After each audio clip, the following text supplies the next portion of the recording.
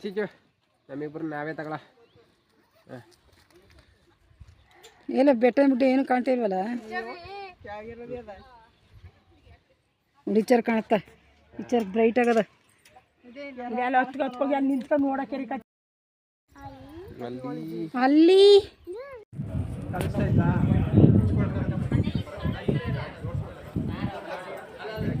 ಅಲ್ಲಿ ಒಳಗಡೆ ಆಯ್ತು ನೋಡ್ಬೇಕು ಕರೆಕ್ಟಾಗಿ.